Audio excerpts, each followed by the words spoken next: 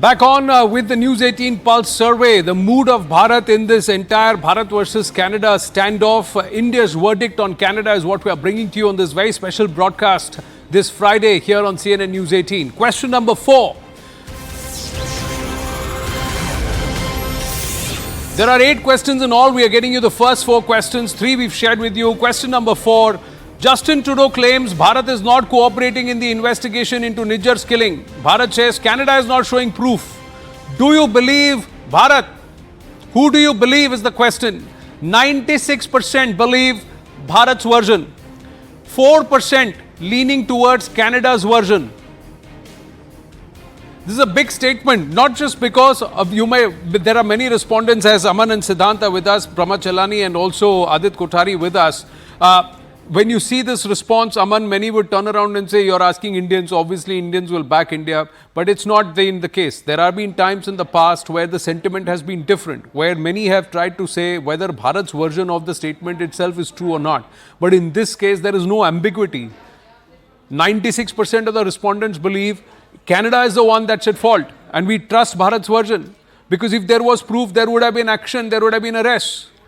Absolutely. See, Anand, if we quote from the Indian dossier given to Canada on Nijjar, it is very, very clear. It's full evidence. 1996, Nijjar has moved to Canada. He's been a member of the Babbar Khalsa International. This is a banned terror organization in India. He has been to Pakistan and once in Canada. India has given concrete proof to Canada that he's even organized arms training in Canada of various, extremists who have been trained in firing AK-47s, explosives. In fact, Nijjar is accused by India of plotting at least 4 to 5 big assassination plots on Indian soil sitting in Canada. He was declared a terrorist under UAPA in 2020. There was a reward on his name. Clearly, India considers him as a hardcore terrorist, who's not only has done terror acts before on Indian soil, but is plotting attacks on Indian soil from Canada. This is something that Canada has turned a blind eye on. Yes, Canada did put him on a no-fly list, but when he passed away and when he was assassinated on that soil, Canada has been very soft on Mr. Nijjar. In fact, has been using the death of Nijjar to get brownie points and attack India. So that is very, very clear. Indian evidence against Nijjar is very, very strong. NIA has given a full dossier to the Home Ministry, which has been shared with Canada as well, but with no action for all 2016, he had a red corner notice against him. The Interpol was on the lookout. And 2 years later is when, after 3 rejections, he gets permanent residency and citizenship into Canada. Who are the elements that Canada is allowing onto its property and onto its soil to try and live there? Now, don't the Canadian authorities know that, Siddhant? For them to try and turn around and say, you killed Nijjar on our soil. Why were you having Nijjar in the first place? Why didn't you extradite him in the first place? That's something which Canada has to answer.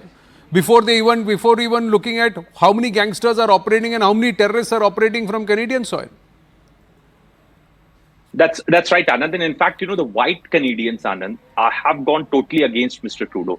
And they are completely against his immigration policies because they feel what you are exactly pointing out. Because when they are going through the details of this person, Nijjar, then they are also shocked that why our Prime Minister is calling him a Canadian citizen. Why he is fighting for this person who himself had entered Canada illegally, was perhaps got trained in Pakistan as far as arms training is concerned, and was involved in the anti-India activity. And India is a strategic and a very important partner of Canada. Anand, we are living in a times where countries want to do more with India.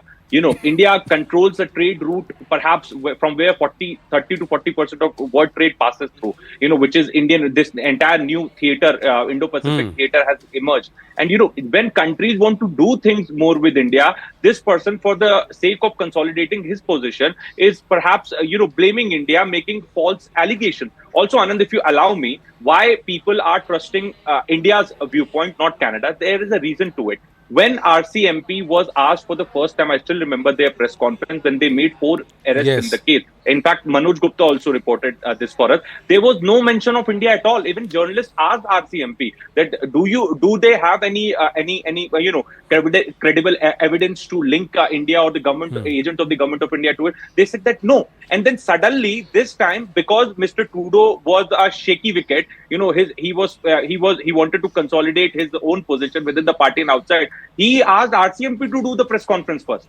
so that people think this way, that it's not political, it's purely an investigation. He made RCMP to do the investigation first, and then he and his foreign minister did the press conference. So it's complete. It was a strategy. Why were Canadian intelligence agents, CSIS agents and RCMP agents warning Balraj Nijjar and Hardeep Nijjar about what could happen to them? So clearly there was state patronage given to wanted people who are part of the letter rogatory and the extradition list of Bharat. And also Professor Brahmachalani, this guy Gurpatwant Panun and these elements have had a free run in most of the Five Eyes nations. In UK, in the US, what they did with San Francisco, what they did in UK with the London embassy, in Australia, again a Five Eyes nation. So is this only just in Trudeau? No, you raise a fundamental question that we should be debating, because this problem predates Justin Trudeau, and this problem will remain even when Justin Trudeau is out of office. He'll be out of office within a few months, maybe by the end of the year. He's under pressure to resign from his own party. He's deeply unpopular in Canada. The thing is that Canada, for a long time, has become the global hub of Khalistan militants. It has refused to clean up its act.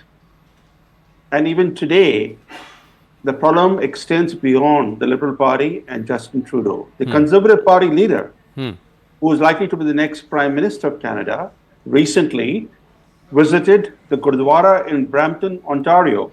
That Gurdwara is the hotbed of Khalistan militancy. That Gurdwara organized that parade float on which the Indira Gandhi assassination was reenacted.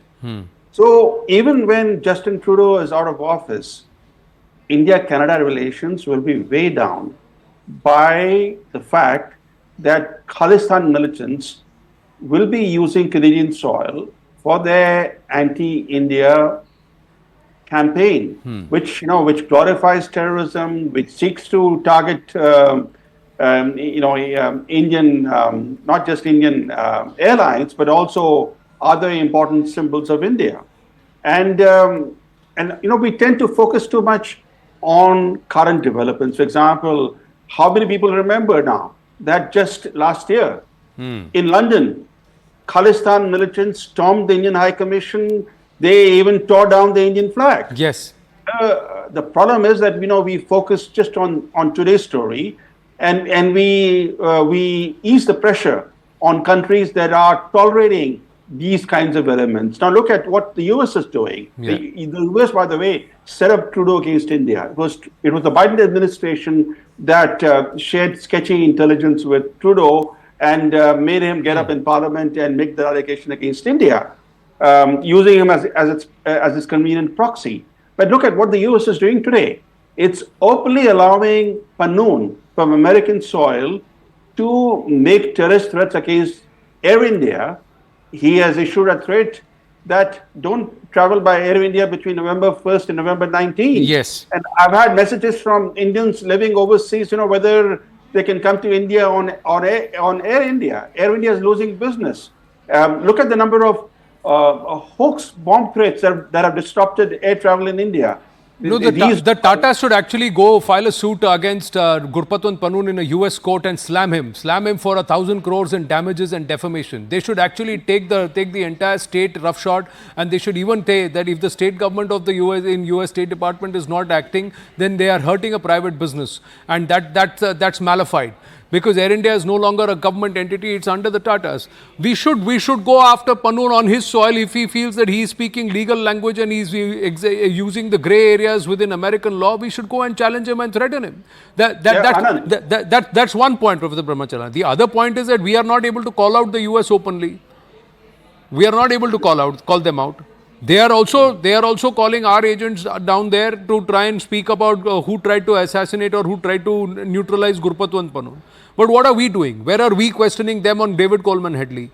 Where are we questioning turning the heat on them for allowing the Five Eyes nations itself as a safe haven and passage for someone who should be on the no-fly list because there is a red corner notice against them? Anand, you raise a fundamental issue. That's the core issue.